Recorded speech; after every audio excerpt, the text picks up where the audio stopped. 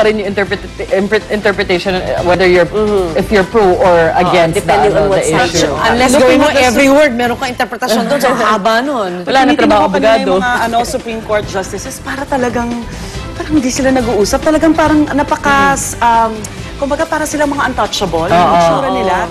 Well, hopefully talagang independent-minded sila when it comes to making decisions. Kasi yun naman talaga yung sinasabi nila. Inaasahan ng mga tao. May mga kaso na umaabot sa Supreme Court. There must be a reason why they're there.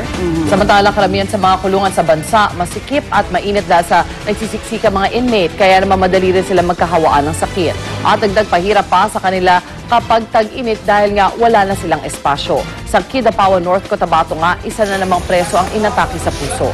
Agad nasawi sa kulungan si Arturo Pinoy Emanel. Base sa tala ng Provincial Jail, si Emanel na raw ang ikalawang inmate nila na namatay ngayong taon dahil sa parehong kondisyon. Mahigit 700 inmate ang nakadetine sa naturang kulungan kahit pa 300 lang ang kapasidad nito.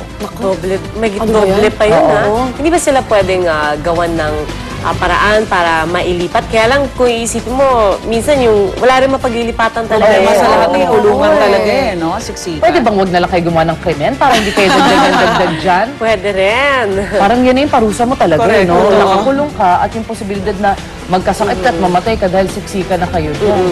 Although, karamihan rin kasi sa kanila, sila minsan nakadetain pa lang nakabinbin lang yung kaso. So, hopefully, di ba, mapabilis din yung proseso ng pag-resolve sa kanilang mga kaso para hindi sila nagtatagal doon. Yun ang nagiging problema, nagkakaabutan yung mga nakadetine doon, di ba? Parang hindi ka pa nako-convict, nag-suffer ka na. Paano, binayaran mo na yung ginawa mong krimen? Paano kung inosente ka? Di ba, lugi ka? Samantala, ito naman po sa mga nangangamba sa seguridad ng inyong gadget, particular na yung mga iPhone. Alam nyo ba na may application na maaaring makatulong sa pagtugis ng mga masasamang loob? Sakali po kasing manakaw ang inyong iPhone at naka-install ang anti-theft application na tinatawag na iGotcha. Automatikong kumukuha ng litrato ang telepono sa tuwing maling password ang ipinapasok o kung papatayin ng telepono at agad ipapadala ang larawan sa email ng may-ari kasama ang mapa kung saan ito nangyari. Isang news scooper nga namin po ang nakasubok ng kakayahan ng iGotcha at matapos manakaw ang kanyang iPhone, agad niyang nalaman kung sino ang mga salarin. Kaya sinamahan siya ng GMA News na i-report ito sa mga polis at doon natunto ng bahay ng isa sa mga suspect na menor de edad pa. Amazing naman! Amazing. Dati kasi yung iPhone, pag kunwari, from Apple to mismo talaga, pwedeng pag kunwari, naiwan mo yung phone mo somewhere, padala ka ng message sa iPhone mo, sabihin mo kunwari, babalik ako yung phone ko, or pwede mong burahin yung phone, yung lahat ng contents ng phone mo, through your laptop or anybody's laptop, basta nandun yung password. Pero ito, ang galing nito kasi mahuli mo talaga yung... Kuha ng sa email mo. Pwedeng i-trace. Ang galing, Galing nun. Sa iPhone lang. Sa iGotcha na tayo. Samantala, isang overseas Filipino worker po ang napili bilang maging isa sa mga torchbearer sa gaganaping 2012 London Olympics. Siya si Raymond Enteria na nagtatrabaho sa isang ospital sa London. Kwento ni Raymond, o mas kilala sa tawag na Apple, hindi pa raw niya pinansin ang advertisement nung una niya itong makita, pero nagbago raw ang kanyang isip. Nakita kasi niya na ang hinahanap daw palang torchbearer ay isang taong ang buhay ay maaaring magsilbing inspirasyon. Kaya naman sinulat daw niya ang buhay niya bilang isang anak ng OFW at ngayon bilang isa na rin mismong OFW. Disyembre noong nakaraang taon nang matanggap niya ang mensahe na isa na siya sa mga napili para maging torchbearer. Ayon kay Enteria, handog daw niya ito sa ating mga kababayan at sa kanyang ina.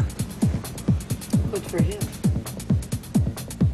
I'm not really doing this for myself but for the entire Filipino overseas worker kasi I owe everything to my mom. You know, gusto ko mapasalamatan ko siya sa lahat ng mga hardship na ginawa niyo. Buhay mga nanay, lalo na yung mga OFW. Siyempre, pag nanay, kung gusto mo kasama pamilya mo, but they make that big sacrifice for their children, and it's nice to see na na-appreciate yung mga anak. And now, siya rin yung ginagawa, parang giving back, di ba? At ito man po ang isang kwento na tsak na magbibigay sa inyo ng inspirasyon. Kadalasan po makikita sa mga graduation ng mga ina na proud sa pagtatapos ng kanilang mga anak. Pero sa kaso po ni Aling Erlinda Rosario na 55 taong gulang, Mas proud ang kanyang anak sa kanya dahil kasabay niya itong magtatapos bukas. Kwento ni Aling Erlinda na apuan ng scholarship ang anak sa adult night class ng Miriam College para sa vocational course na bread and pastry production. At dahil may kapansanan ng anak, kinailangan niya itong ihatid sundo. Kaya naman naisip na rin daw niya mag-enroll sa naturang kurso. At matapos ng isang taon, sabay silang magtatapos bukas. Galing naman yung dalawa. Galing. Double celebration. Ay, boss! Pandesal! Ano sa inyo na lang? Pastry. Pastry naral nila. Pandesal! Ang galing-galing naman nilang dalawa. Samantala, mga kapuso, kung may e-burol ang isang memorial service, may e-dalaw sa mga kulungan at e-jeepney ang ilang environmental groups. Ang lokal na pamahalaan ng Taguig, naglunsad naman ang kanilang e-graduation.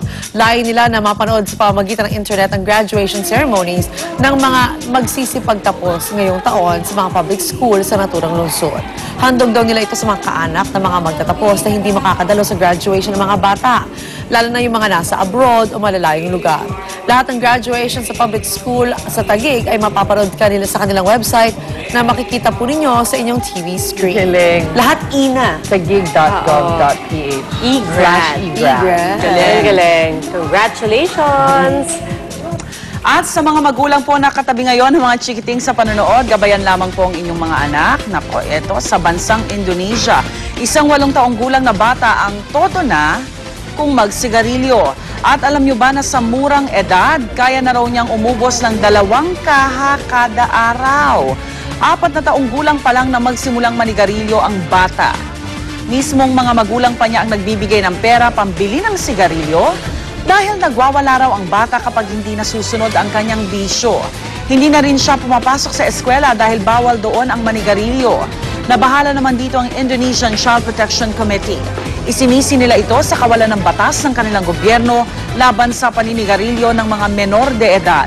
Halos 1 sa 3 Indonesian ay naninigarilyo. Bilib ako.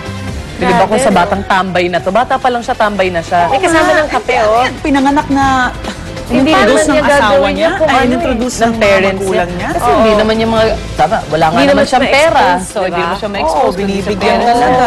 So, dapat ikulong yung parents niya. Hindi, para makarating ka sa ganyang addiction, talagang Totoo. in-encourage mo na talaga from the very 4 start. years pa siya nag-start? 4 years 4 years old? old nag-umpisa. Walang sinabi kung Nagsisigarilyo. kailan siya nag-start, Oo, pero na siya. addict na siya at the Yung age of 4. magulang niya ang nagbibigay sa kanya ng pera, di ba? pambili pa. Para pambili ng kanyang sigarilyo. Saka yung dating kwentuhan nga before, di ba, nung mas maliit bata. pa, Indonesian din Yes, yata yes, siya. oo. Na-encourage. Kung nagwawala yung bata, management na ng parents yung kung paano niya pakakalmin. Kaya lang, yun nga, ang hirap talaga kasi addicted na ngayon pa nila pipigilan. Pero grabe, no? 1 in every 4 Indonesians ang naninigarilyo. 1 in 3. So, parang sign talaga yun na dapat na may gawin na ang gobyerno, no? Para Yes. ma-address. Oo. Actually, nag-ano nga sila kung may, Bango yung amoy. kung may batas para sa menor de edad na nagbabawal manigarilyo. Actually, dito, wala din naman tayong Wala batas rin na naman. Kasi nagbabawal wala sa ka mga naman menor de talaga edad. mga Hindi meron dapat. 18 Diba? and below, hindi dapat binibentahan. Pero di ba usually ang inutusan yung mga bata? Yes. Bilang ako ng sigarilyo sa kanto, hindi naman inaano ng sari-sari store. Hindi naman Hindi naman sasabihin na nila bawal. sasabihin bawal. At samantala, isang giant maze ang itinayo naman sa Sao Paulo, Brazil na gawa mula sa recycled at reused materials. 30 tonelada ng mapapakinabangan pa raw na basura ang ginamit para buuin ang maze na may habang 15 metro at may taas na mahigit 2 metro. Ginamitan ito ng plastic bottles, iba't ibang uri ng plastic at iba pang mga basurang aluminum.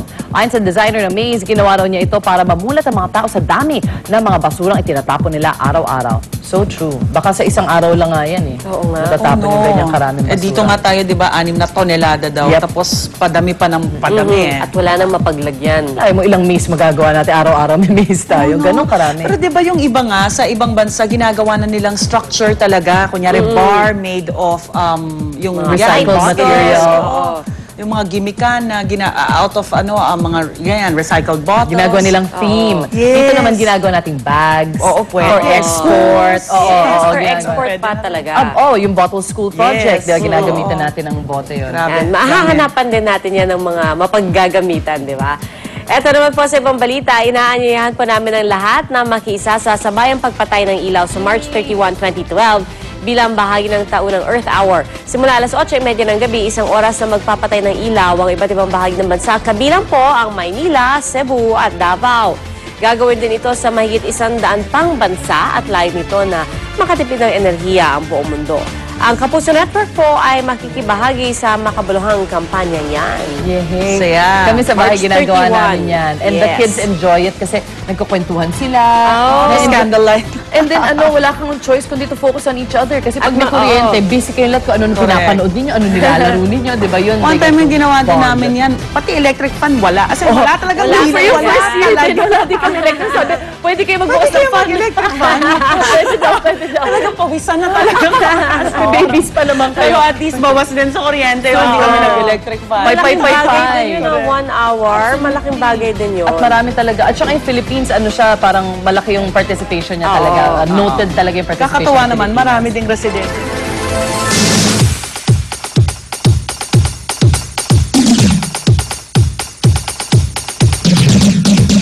Mga kapuso, narito na po ang mga balita pinag-uusapan sa net.